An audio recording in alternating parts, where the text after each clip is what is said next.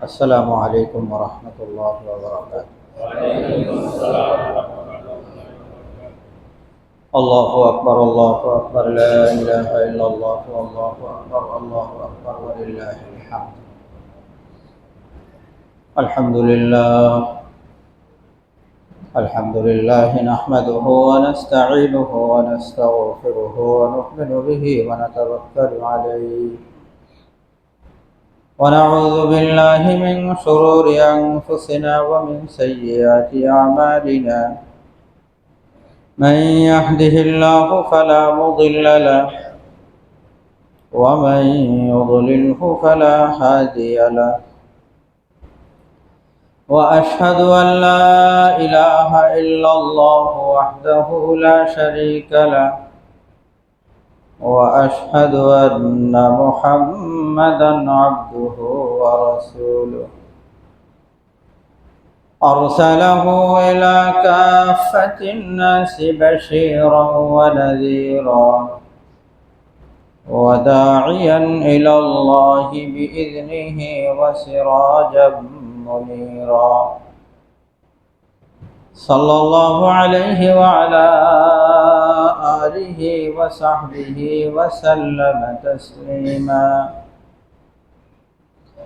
أما بعد فأعوذ بالله من الشيطان الرجيم. بسم الله الرحمن الرحيم. فصل لربك وانحر. وقال النبي صلى الله عليه وسلم: ما عمل ابن آدم من عمل يوم النحر أحب إلى الله من إهراق الدم، وإنه ليأتي يوم القيامة بقرونها وأشعارها وأظلافها، وإن الدم ليقع من الله بمكان قبل أن يقع بالأرض، فطيبوا بها نفسا، أو كما قال عليه الصلاة والسلام: سبحانك لا علم لنا إلا ما علمتنا إنك أنت العليم الحكيم. صدق الله العظيم وصدق رسوله النبي الكريم، ونحن على ذلك من الشاهدين والشاكرين، والحمد لله رب العالمين. تقبل الله منا ومنكم أجمعين. الحمد لله। আল্লাহ পাকের দরবারে লাখো কোটি শুকরিয়া যে আল্লাহ তাআলা মেহেরবানি করে আজকের এই ঈদুল আজহাতে ঈদের সালাত আদায়ের জন্য রব্বুল আলামিন মেহেরবানি করে আমাদেরকে আসার বসার তৌফিক দান করলেন। এই জন্য সকলে শুকরিয়া আদায় করে বলি আলহামদুলিল্লাহ। আল্লাহ তাআলা মেহেরবানি করে আমাদের সকলের সমস্ত আমলগুলোকে কবুল আর মঞ্জুর করে নেন, আমিন। আমাদের কোরবানির আমল, সালাতের আমল, নামাজের আমল, তাকবীরাতের আমলগুলোকে আল্লাহ তাআলা মেহেরবানি করে কবুল আর মঞ্জুর করে নেন, আমিন। যখন কোনো আমলের মধ্যে ইখলাস থাকে, আল্লাহ তাআলাকে রাজি আর খুশি করার জন্য সেই আমলটা করা হয়, এবং আমলটা যদি রাসূল আকরাম সাল্লাল্লাহু আলাইহি ওয়াসাল্লামের সুন্নাত তরিকা অনুযায়ী হয়, শরীয়তের মাসালা অনুযায়ী হয়, তখন সেই আমলটা আল্লাহ পাকের দরবারে কবুল হয়।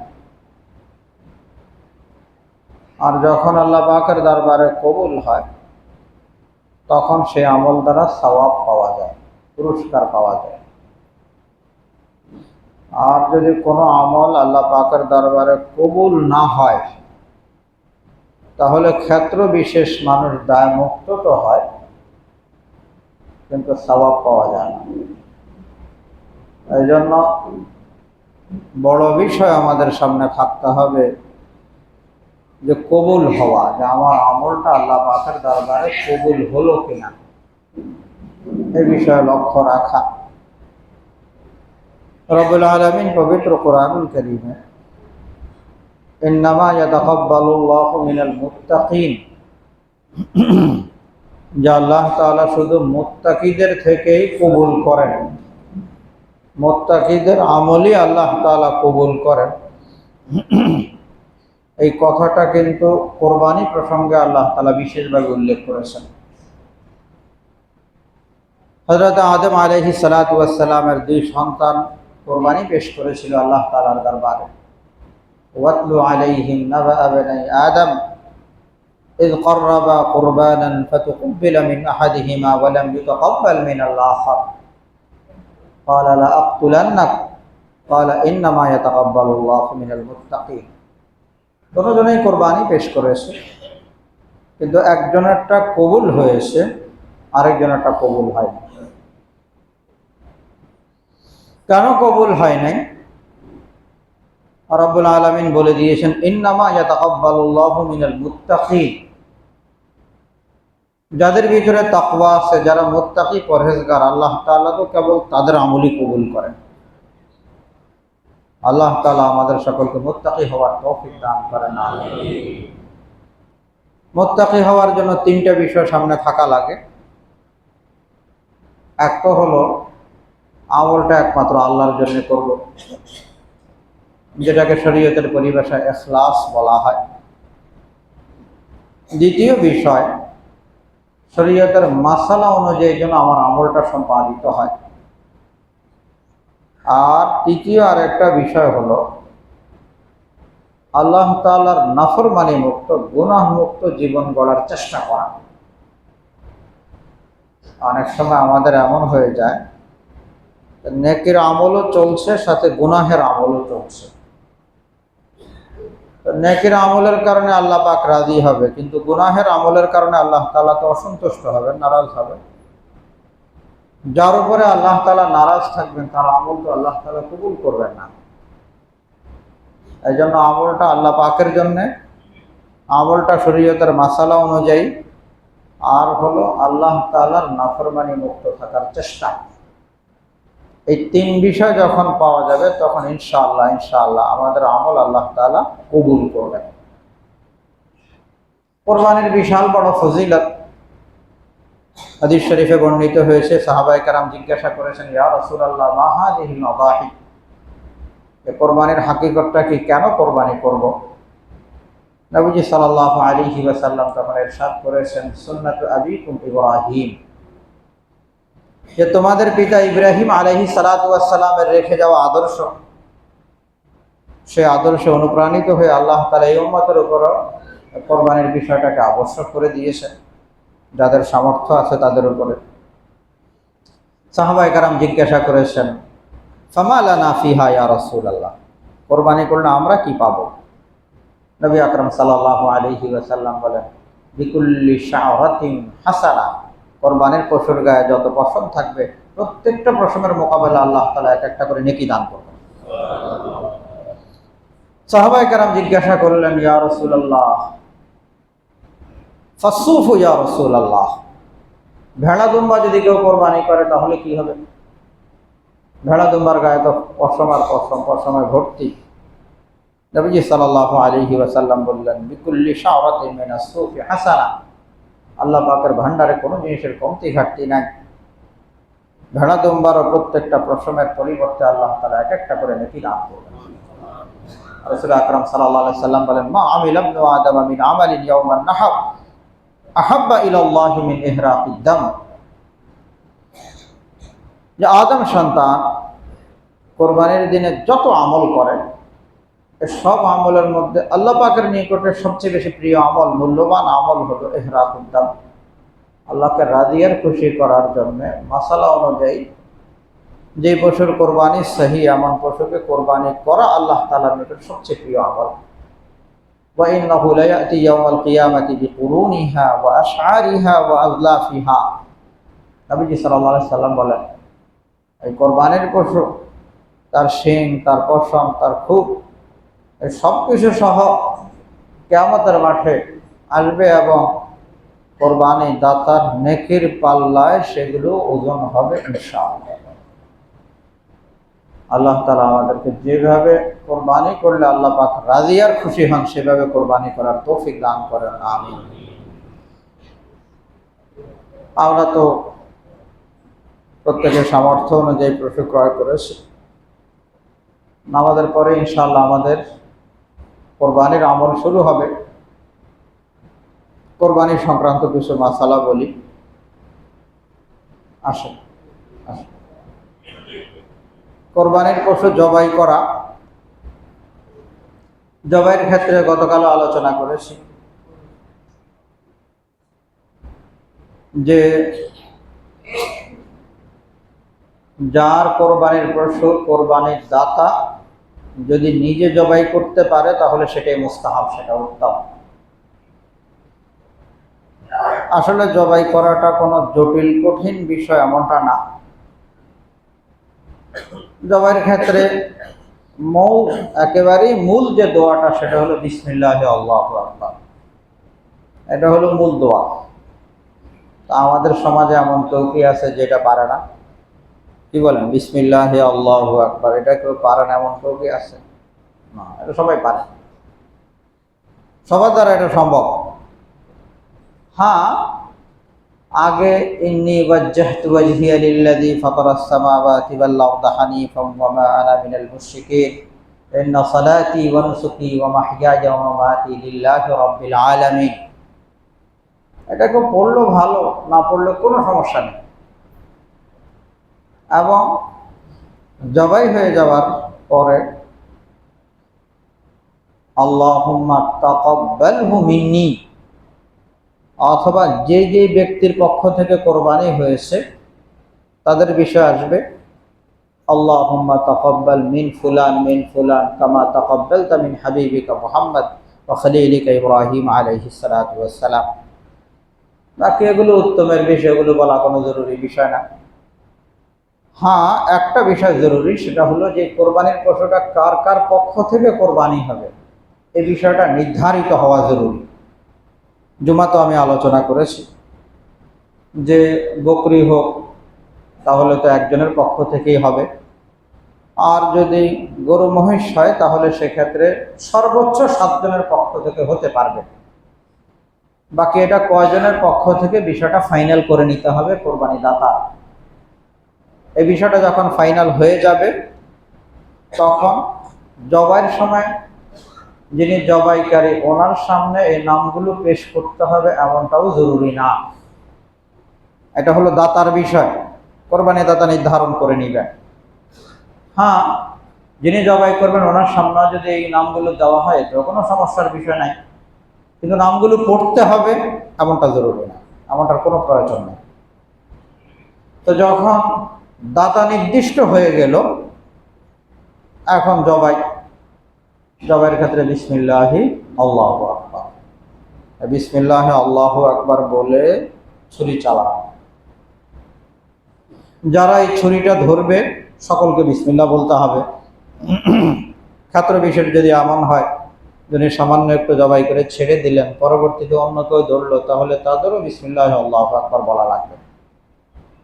হয়ে গেল, এভাবে জবাই হয়ে গেল। তো কোরবানি দাতা নিজে যদি পারেন, হিম্মত হয়, সাহস হয়, তাহলে ওনার জন্য কোরবানি করাটা মুস্তাহাব, নিজ হাতে কোরবানি করাটা। আর যদি এটা সম্ভব না হয় তাহলে সেক্ষেত্রে যিনি জবাই করবেন, যখন জবাই হবে তখন কোরবানির দাতার সামনে উপস্থিত থাকলে ভালো, উত্তম। আর মহিলা মানুষ যদি হয় তাহলে আবার এখানে পর্দার বিষয় আছে, ব্যাপরদিগি করে আবার পশুর সামনে থাকা সেটা আবার ঠিক হবে না। তো পুরুষ যদি হয় কোরবানির দাতা উনি সামনে থাকবে, তো এইভাবে কোরবানি হয়ে যাবে। হ্যাঁ, আরেকটা বিষয় সেটা হলো কোরবানির পশুর কোনো অংশ, কোনো কিছু বিনিময় হিসাবে দেওয়া যায় না। কোরবানির পশুর চামড়া হোক অথবা গোশত হোক, কোনো জিনিসই বিনিময় হিসেবে কি করা যায় না, দেওয়া যায় না। কেউ কোরবানি করে দিল, হয়তো কোরবানি যে জবাই করে দিল সে ফ্রি করবে, ইহসানান করবে, অথবা এর বিনিময়ে কিছু দিবেন। কিন্তু বিনিময় হিসাবে চামড়া দেওয়া এটা চলবে না, কারণ কোরবানির পশুর কোনো অংশ বিশেষ বিনিময় হিসেবে দেওয়া যায় না। এটা খেয়াল করবো আমরা ইনশাআল্লাহ। অনুরূপ গোশতের ক্ষেত্রেও একই বিধান। কেউ সহযোগিতা করেছে, কোরবানির গোশত প্রস্তুত করার ক্ষেত্রে কেউ আমাদেরকে সহযোগিতা করেছে, তাহলে এই সহযোগিতা এর পারিশ্রমিক ওনাদেরকে ভিন্নভাবে দেওয়া লাগবে। এরপরে অন্যান্য মানুষকে যেমনিভাবে কোরবানির গোশত গিফট করা যায়, যারা আমার সাথে সহযোগিতা করেছে তাদেরকেও সেরকম দেওয়া যাবে, কিন্তু পারিশ্রমিক হিসাবে না, বিনিময় হিসাবে না। এমন কথা আসতে পারবে না যে তারা তো কাজ করেছে তাদেরকে একটু বেশি দাও, অথবা তারা তো কাজ করেছে তাদেরকে দিতে হবে না। তারা কাজ করেছে, কাজের বিনিময় তারা আলাদা করে পাবে। হ্যাঁ, বিনিময় আর পারিশ্রমিকের পরে অতিরিক্ত যা দেওয়ার সেটা দেওয়া যাবে, কোনো সমস্যা নেই। কোরবানির পশুর চামড়া যতক্ষণ পর্যন্ত পশু থেকে আলাদা না করা হবে, চামড়াটা যতক্ষণ পর্যন্ত ছিলা না হবে, আলাদা না করা হবে, ততক্ষণ পর্যন্ত এই চামড়া বিক্রি করা যাবে না। আমাদের সমাজে আল্লাহ পাকের মেহেরবানি আমরা বিক্রি করিও না। যদি কিনা কেউ বিক্রি করতে চায় তাহলে বিক্রির আগে নিয়ত করা লাগবে এই চামড়ার মূল্য সদকা করা। যদি আগের থেকেই সদকা করার নিয়ত করে তাহলে সদকা করার নিয়তে চামড়া বিক্রি করার সুযোগ আসবে। মূল্য যা পাওয়া যাবে ফুল সেটা সদকা করতে হবে, আর সদকার নিয়ত ছাড়া তো চামড়া বিক্রি করারও কোনো সুযোগ নেই। বিভিন্ন মাদ্রাসা থেকে আসে চামড়ার জন্য, দিনী শিক্ষা প্রতিষ্ঠান, সেখান থেকে তালেবে ইলমরা আসে, ওনাদেরকে আপনারা দিয়ে থাকেন, আঞ্জুমানে দিয়ে থাকেন, আলহামদুলিল্লাহ, কোনো সমস্যা নেই। যে সমস্ত প্রতিষ্ঠানে আপনাদের আস্থা আছে যে সেখানে দিলে এই চামড়ার টাকাটা যথাযথভাবে যথা নিয়মে শরীয়তের মাসালা অনুযায়ী ব্যবহার হবে এবং কাজে লাগবে, দিনী শিক্ষার প্রচার প্রসারে কাজে লাগবে, সেখানে দেওয়াটা উত্তম, সেখানে দেওয়াটা ভালো। আমিও এক মাদ্রাসার সাথে সম্পৃক্ত আছি, ঢালকানগর মাদ্রাসা, এখান থেকেও তালেবে ইলমরা থাকবে, সেখানেও দেওয়ার প্রতি আপনাদের কাছে আবেদন থাকলো। আরও অন্যান্য মাদ্রাসা আছে, প্রতিষ্ঠান আছে, ওনারাও আসবে, ওনাদেরকেও দিবেন। অনেকে একাধিক কোরবানি করেন, একটা এক জায়গায় দিলেন, আরেকটা আরেক জায়গায় দিলেন। যাই হোক, চামড়াটা কোনো জিনিসের বিনিময় হিসাবে না, দিতে হবে ফ্রি এবং সাদাকার নিয়তে। সাদাকার নিয়তে যদি দিয়ে দেন তাহলে হয়ে গেল। আল্লাহ তাআলা আমাদের সকলকে মাসালা অনুযায়ী আমলের তৌফিক দান করেন, আমিন। গোশতের ক্ষেত্রে গোশত বন্টন যদি শরীকানা কোরবানি হয় তাহলে সেক্ষেত্রে একটা হলো যৌথ ফ্যামিলি, ভাগিদার অংশীদার যারা আছে সব একই ফ্যামিলি, তো তখন তো সেক্ষেত্রে ভাগ বাটার কোনো বিষয় নেই, সব একান্নভুক্ত ফ্যামিলি, যেহেতু এক ফ্যামিলিতে সব কিছু ভাগ বাটার বিষয় নেই। কিন্তু যদি আলাদা আলাদা ফ্যামিলি যদি হয় তখন সেক্ষেত্রে গোশতটা মেপে মেপে ভাগ করা চাই, ওজন করে ভাগ করতে হবে। যদি ওজন না করে এমনিতেই ভাগ করে তাহলে অনুমান ভিত্তিক হয়। অনুমান ভিত্তিক ভাগ করতে হলে অবশ্যই ভাগের মধ্যে গোশতের সাথে এই যে পায়ের নলা, খুর, এগুলোর সাথে দেওয়া লাগবে। এগুলো যদি সাথে না দেয় তাহলে ভাগ বাটোয়ারা নাজায়েজ হয়ে যাবে। এখানে ফুকাহায়ে কেরাম বলেন যে এখানে সুদের সম্ভাবনা এসে যায়, সেই জন্য সেটা নাজায়েজ হয়ে যায়। বিস্তারিত বলতে গেলে সময় লাগবে, এই জন্য উত্তম যে আমরা মেপে ভাগ করব, মেপে মেপে ভাগ করব। কোরবানির পশুর কিছু বিষয় এমন আছে যেগুলো খাওয়া যায় না, খাওয়া হারাম। কোরবানির পশুর রক্ত, প্রবাহিত যে রক্তটা, প্রবাহিত রক্ত হারাম এবং নাপাক। জবাইয়ের সময় যে রক্তটা বের হয় এটা নাপাক। এটার কোনো অংশ বিশেষ যদি কাপড়ে লেগে থাকে তাহলে নামাজের সমস্যা হবে। হ্যাঁ, গোশতের মধ্যে যে রক্ত জাতীয় আর্দ্রতা থাকে, সেটা যদি লেগে যায় তাহলে সেটা নাপাক না। কিন্তু জবাইয়ের সময় যে রক্তটা বের হয় এটা নাপাক, এটা দামে মাসফুহ। এটা কোরআনুল কারীম দ্বারা এটাকে আল্লাহ তাআলা নাপাক, আল্লাহ তাআলা সেটাকে হারাম ঘোষণা করেছেন। তো এলো এক হারাম। দ্বিতীয় হলো কোরবানির পশু লজ্জাস্থান, মাদি পশু হোক আর নর পশু হোক, লজ্জাস্থান খাওয়াটা হারাম এবং সেটা বিক্রি করাও হারাম। অনেক সময় দেখা যায় যে ওগুলি বিক্রি করে মানুষে, সেটা বিক্রি করাও হারাম। মূত্রথলি, পেশাবের থলি, এটাও খাওয়া যাবে না, এটা হারাম। যদি নর পশু হয় তখন নর পশুর অন্ডকোষ, সেটাও খাওয়া হারাম। এগুলো হারাম। আর আরেকটা হয় চামড়ার নিচে উত্থিত টিউমারের মতো হয় কোনো কোনো পশুতে, চামড়ার নিচে টিউমারের মতো উঁচু উঁচু, এটাও খাওয়া যায় না। বাকি এটা ছাড়া আর সব খাওয়া যায়। কোনো পশুর নাড়িগুলি যদি কেউ ভালোভাবে পরিষ্কার করে তাহলে সেটাও খাওয়া যায় আছে। হ্যাঁ, ময়লা আবর্জনা তো আর খাওয়া যাবে না, ভালোভাবে পরিষ্কার করলো, ভালোভাবে পরিষ্কার করে যদি কেউ খেতে চায় তাহলে কোনো সমস্যা নেই। এমনকি মশলা অনুযায়ী কেউ যদি চামড়া খেতে চায় তাহলে সেটাও খাওয়া হালাল। চামড়া পরিশোধন করে ভালোভাবে কেউ যদি রান্না করে খেতে চায় তাহলে তার সেই জিনিসও খাওয়ার সুযোগ আছে। আর ওই যেগুলো বললাম যে খাওয়া যাবে না, প্রবাহিত রক্ত, লজ্জাস্থান আর মূত্রথলি, অন্ডকোষ, এগুলো খাওয়া যাবে না। আর চামড়ার নিচের উত্থিত যে অংশটা সেটাও খাওয়া যাবে না। আর বাকি যে কোনো অংশ খাওয়া যাবে, পরিষ্কার পরিচ্ছন্ন করে খেতে কোনো সমস্যা নেই। আল্লাহ তাআলা আমাদের সকলকে বুঝ দান করেন, আমলের তৌফিক দান করেন, আমিন। আরও কিছু মাসালা তো ইনশাআল্লাহ খুতবার পরে অল্প সময়ের মধ্যে আলোচনা করব। নামাজের সময় হয়ে গেছে আমাদের। ঈদের নামাজ তো ওয়াজিব, অতিরিক্ত 6 তাকবীরের সাথে আদায় করতে হয়। ঈদের নামাজের আযানও নাই, ইকামতও নাই, নামাজ দিয়েই শুরু। অন্যান্য নামাজ তো আগে আযান একামত আছে, কিন্তু এখানে আযান একামতের বিষয় নেই। নামাজ আমরা শুরু করব, প্রথমে নিয়ত করে নিব ঈদের ওয়াজিব নামাজ অতিরিক্ত 6 তাকবীরের সাথে আদায় করছে ওই ইমামের পিছনে। এটা যখন একজন মানুষের মেমোরিতে স্পষ্টভাবে উপস্থিত থাকবে তখন এটা যথেষ্ট হয়ে যাবে নিয়তের জন্য। নিয়তের পরেই তো আমাদের তাকবীরে তাহরিমা হবে। তাকবীরে তাহরিমা আল্লাহু আকবার, আমরা হাত উঠিয়ে হাত বেঁধে নিব। হাত বাঁধার পরে আমরা সানা পড়ব। নামাজের মধ্যে স্বাভাবিক যেভাবে সানা পড়ি সেই সানা আদায় করব। সানা পড়ার পরে অতিরিক্ত 3 তাকবীর হবে। ঈদের নামাজের যে অতিরিক্ত 3 তাকবীর, সেই 3 তাকবীর হবে। এই 3 তাকবীরে আমরা হাত উঠাবো, হাত ছেড়ে দিব। প্রথম তাকবীরের পরে কিন্তু আমরা হাত বেঁধে নিয়েছি সানা পড়ার জন্য। দ্বিতীয় তাকবীরের পরে আমরা হাত ছেড়ে দিব।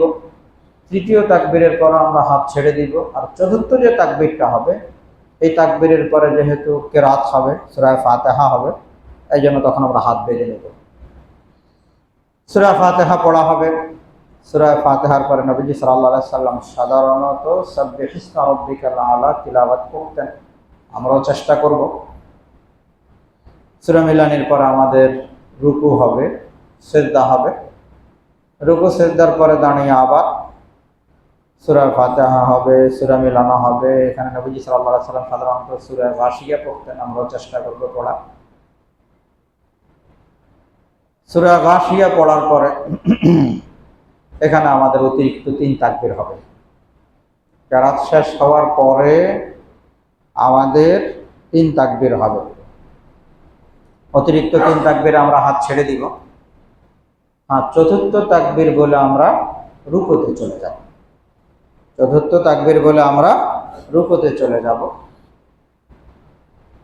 রুকু শেষ করার পরে যথারীতি নিয়মতান্ত্রিক সিজদা হবে, সালাম ফিরানো হবে। আর সালাম ফিরাবার পরে ঈদের নামাজের খুতবা হবে, সংক্ষিপ্ত খুতবা হবে। ঈদের নামাজের খুতবা সুন্নাত, কিন্তু এই খুতবা শোনাটা ওয়াজিব। খুতবা শোনাটা ওয়াজিব, শুনতে হবে।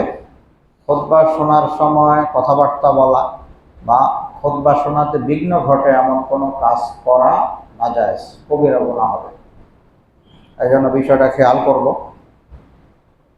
খুতবার পরে সামান্য কিছু কালেকশনের ইন্তজাম আমাদের এখানে আগের থেকেই চলে আসছে। মসজিদের জন্য একটা রুমাল আপনাদের সামনে যাবে, আরও 3টা রুমাল আপনাদের সামনে যাবে। একটা রুমাল আমাদের সহকারী ইমাম সাহেবের জন্য যাবে, আর একটা রুমাল যাবে আমাদের মুয়াজ্জিন সাহেবের জন্য, আর আরেকটা রুমাল যাবে আমাদের খাদেম সাহেবদের জন্য। এইভাবে ইনশাআল্লাহ আমরা নামাজ শেষ করব। আল্লাহ তাআলা আমাদেরকে যথানিয়মে নামাজ আদায়ের তৌফিক দান করেন। আল্লাহ তাআলা আমাদের সকলের আমলগুলোকে কবুল মঞ্জুর করেন। আমিন।